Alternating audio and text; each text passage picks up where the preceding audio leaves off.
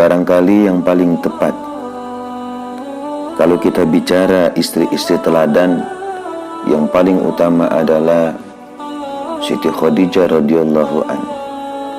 Rasulullah SAW pernah memberikan penilaian tersendiri terhadap Siti Khadijah radhiyallahu anha. Sebagaimana beliau katakan kepada Siti Aisyah radhiyallahu anha ketika Siti Aisyah marah kepada Rasulullah SAW karena masih mau selalu memikirkan Siti Khadijah. Bahkan malaikat Jibril alaihissalam telah datang sendiri kepada Rasulullah dalam mengabarkan kedatangan Sayyidatuna Khadijah radhiyallahu anha. Siapakah yang tidak mengenal kecerdasan, akal, akhlakul karimah, sifat kepahlawanan yang agung dari Siti Khadijah? Tidak mungkin pula orang melupakan bagaimana kesetiaan, dorongan, serta pengorbanan yang diberikan Siti Khadijah kepada suami tercintanya, yaitu Rasulullah SAW. Orang tidak mungkin lupa dengan perkataannya yang mampu menenangkan kekalutan Rasulullah saat pertama kali menerima wahyu kenabian. Demi Allah, Allah selamanya tidak akan menyusahkanmu karena Anda suka bersilaturahim, suka membangun kasih sayang, memikul beban berat, mengusahakan sesuatu yang tiada, dan menjadi penolong untuk menghadapi pergantian zaman.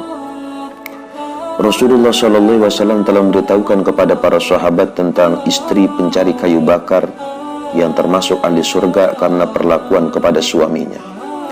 Ketika ditanyakan apa yang telah dia lakukan, wanita itu berkata, "Apabila suamiku pergi mencari kayu bakar, aku merasakan betapa beratnya ia mencari nafkah.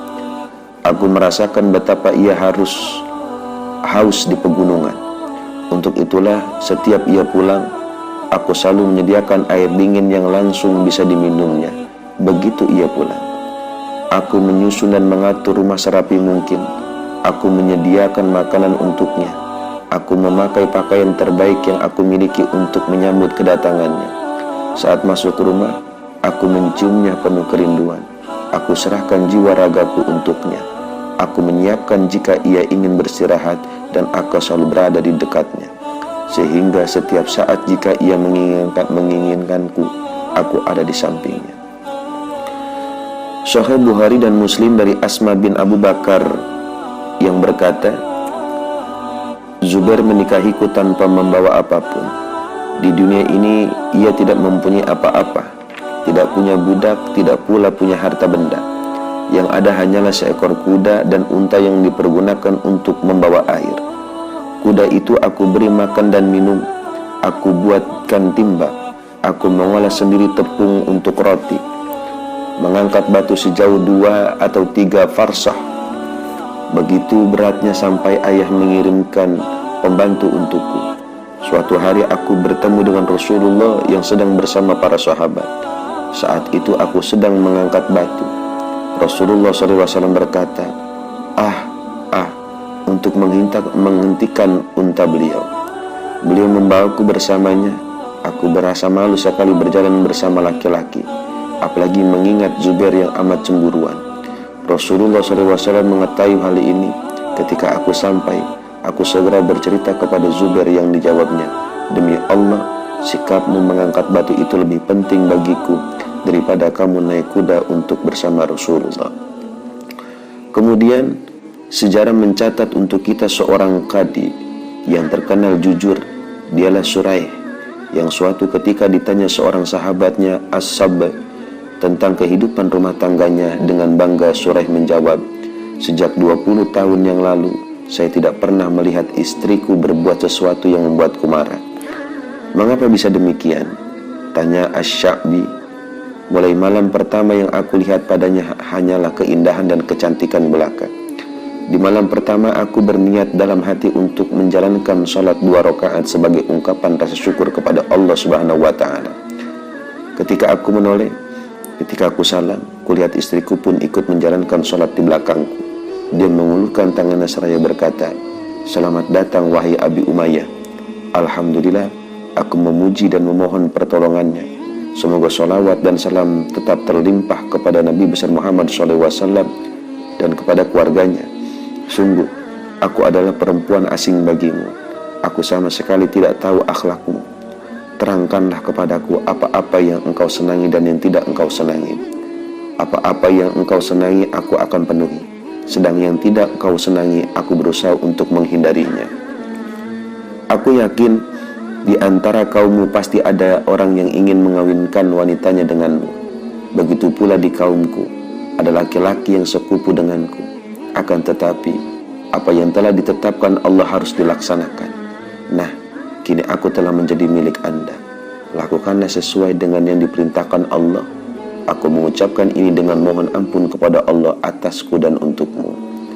Demi Allah, Asy-Sya'bi, dalam kondisi seperti itu aku amat membutuhkan khutbah seperti yang dikatakan istriku.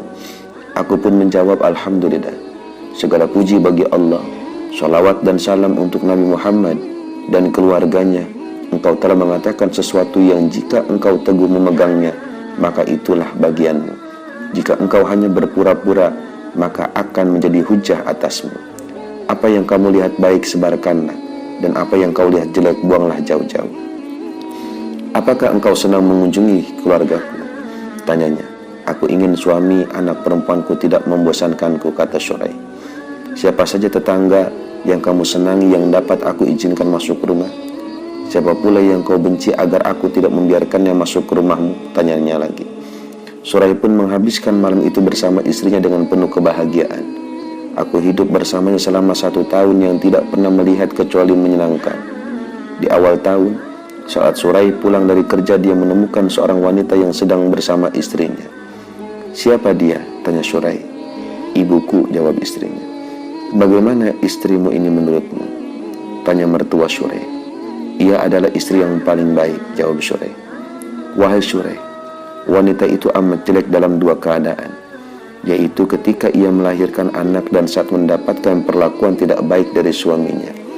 Demi Allah, seorang suami tidak akan memperoleh keburukan dari wanita yang mendapat petunjuk di rumahnya.